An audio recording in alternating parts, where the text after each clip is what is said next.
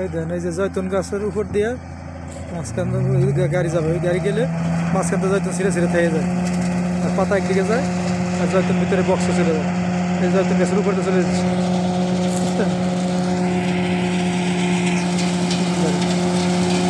System কাটে মাঝখানে লাইনকে লাইন গাড়ি গাছ আছে, গাছ এক লাইনে 130টা গাছ, পুরো একেবারে গাছ, গাছের উপর দিয়ে যাবে লাইনকে লাইন।